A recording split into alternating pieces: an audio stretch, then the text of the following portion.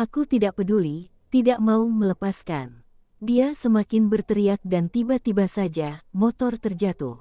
Kejadiannya begitu cepat, motor itu menyeret tubuhku hampir 1 meter, membuatku terbaring di aspal. Sementara, Will sempat melompat dan tidak apa-apa. Tidak ada kendaraan yang berhenti. Will mengangkat motor dan membantuku berdiri. Lututku berdarah dan menerbitkan perih yang tidak seberapa. Aku masih kuat berdiri dan bahkan masih kuat melawan seandainya Will berusaha memperkosaku. Sekarang berikan kunci motorku. Kau ingin melihat Nurhalijah kan? Aku akan membawamu ke tempatnya.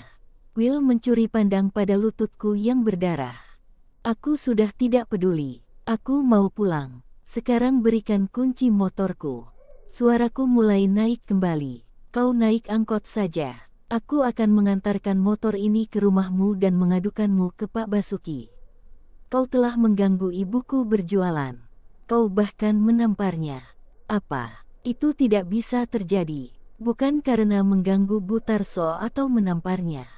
Bapak tidak akan peduli, bahkan bila aku membunuhnya sekalipun. Tapi, Bapak akan membunuhku bila si William ini datang ke rumah. Antar aku menemui Nurhalijah saja. Ucapku sambil duduk marah. Setelah motor berjalan, angin menyisir luka gores di lututku, perihnya semakin terasa. Will berkendara cepat menuju rumahnya. Tetapi di tengah jalan, sekitar 2 kilometer sebelum rumah, motor berhenti. Will turun duluan dan langsung berjalan ke semak-semak. Sepertinya itu adalah jalan menuju ke sawah. Kau mau kemana? Aku tidak mau turun dari motor. Kau mau bertemu Nurhalijah kan? Ia tidak berhenti dan terus melangkah membawa kunci motor. Aku tidak punya pilihan dan terpaksa mengikutinya. Dia seperti tentara, punya betis yang besar dan pantatnya juga besar, punya lengan tangan yang berotot dan kulitnya hitam kemerahan karena terbakar matahari. Cepat, tunggu sebentar. Apakah kau tidak bisa berjalan sedikit lebih lambat? Aku tidak tahu kenapa kau begitu penasaran ingin melihat Nurhalijah.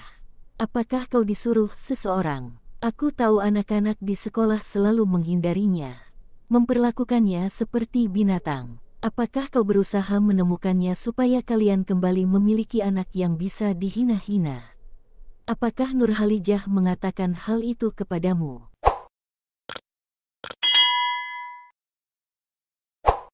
Dia tidak perlu bercerita. Aku tahu bagaimana keadaan di sekolah. Berarti sikapmu lah yang seperti itu. Kau selalu berpikir kalau orang yang memiliki kebiasaan aneh adalah orang yang pantas untuk dihina. Petik 2. Dia tiba-tiba berhenti, memutar kepalanya, menatapku dengan marah sambil mengepalkan tangan. Aku tidak pernah menghina orang, ucapnya. Aku diam. Sedikit takut melihat bibirnya yang bergerak-gerak seolah ingin memakan aku hidup-hidup. Kalian menyembunyikan Nurhalijah di mana? Aku pikir ini bukan jalan menuju rumah. Aku berusaha mengalihkan amarahnya untuk memikirkan jawaban pertanyaanku. Ikut aku. Dia melangkah ke semak belukar. Apa? Aku tidak mau. Apa yang akan kau lakukan padaku? Aku tidak akan memperkosamu. Aku punya banyak cewek di pasar. Wanita sepertimu tidak masuk hitungan. Ayo cepat. Aku kesal setengah mati mendengar ocehannya pria itu.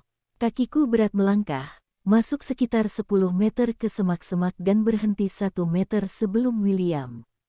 Duduk di sini, ucapnya menunjuk rumput di depan kakinya. Semak belukar menutupi tempat itu, hanya menyisakan sedikit ruang kosong persis seperti tempat peristirahatan gajah. Aku mengamati wajahnya, berusaha membaca apakah ia menyembunyikan sesuatu. Apakah ia merencanakan sesuatu yang jahat. Tapi, wajah itu tidak menunjukkan apapun selain kearoganan. Tatapan matanya selalu menyala. Aku tidak akan memperkosamu. Aku tidak tertarik pada wajah standarmu itu. Duduk di sini dan aku akan menunjukkan sesuatu kepadamu. Aku menurut. Kupikir walaupun orang ini lebih menyeramkan dari penjamret yang sering berkeliaran di pasar. Tapi, ia sepertinya tidak memiliki maksud jahat padaku. Dia pasti tahu kalau aku melakukan semua ini demi adiknya. Aku duduk jongkok di depannya. Dia menyibak semak belukar di sebelah kiri. Dari tempat itu terlihat sawah dan sebuah rumah yang berdinding kayu. Itu rumah pamanku. Dia seorang tabib. Untuk sebulan ke depan, Nurhalijah akan tinggal di sana.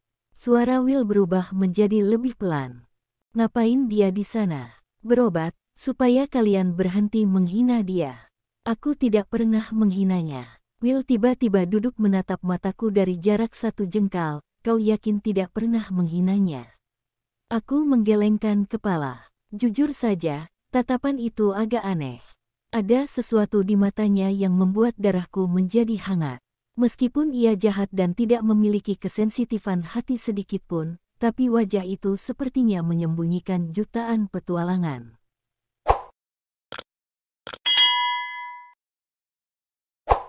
Ibuku pernah berkata bahwa laki-laki yang paling menarik adalah mereka yang memiliki jutaan petualangan. Dulu aku tidak mengerti apa arti kalimat itu. Maksud ibu, tanyaku, bila laki-laki telah melalui banyak cobaan hidup, bila mereka telah mengunjungi banyak tempat dan mengesampingkan ketakutannya, bila mereka telah meniduri banyak gadis tanpa takut akan dipukuli bapaknya, maka laki-laki itu akan semakin menarik. Laki-laki yang menyembunyikan jutaan petualangan adalah mereka yang paling misterius. Apakah aku setampan itu? Tiba-tiba, sambil mengusap kasar rambutku, Will bertanya. Aku mendorong tangannya dan membuang muka. Aku tahu kau menyukaiku. Sayangnya bukan hanya kau saja yang tergila-gila padaku. Bahkan ibu-ibu di pasar rela memberikan uangnya supaya bisa menghisap penisku, ia berkata seperti berbisik tepat di depan wajahku. Bibirku mengerucut kesal. Kalau kau mau aku bisa menunjukkan penisku padamu. Gratis. Mataku terbelalak, sombong sekali orang ini. Aku ingin bertemu dengan Nurhalijah. Ucapku mengalihkan topik pembicaraan. Kau yakin mau bertemu dengan Paman Bernard? Dia punya kebiasaan aneh bila bertemu dengan gadis cantik. Dia akan membacakan mantranya. Setelah dia membacakan mantranya, kau akan tergila-gila padanya. Perlu kau ketahui, dia sudah tua dan bahkan saat ia berbicara, ludahnya sering sekali meleleh. Apakah aku secantik itu? Aku tidak pernah berkata kau cantik. Tadi, kau bilang bila pamanmu bertemu gadis cantik. Itu hanya perumpamaan. Bukan berarti kau cantik. Kau pasti telah jatuh cinta padaku. Iya kan? Dia mengerutkan kening dan mengecilkan matanya. Kau masih mau bertemu dengan Nurhalijah? Dia bertanya membuang muka. Sepertinya mencoba mengalihkan topik. Tentu saja aku tertawa kecil dan itu membuatnya semakin kesal. Aku tidak pernah berkata kalau kau cantik. Kau itu benar-benar menjijikan. Aku tidak suka hidungmu, matamu, pipimu dan payudaramu terlalu kecil.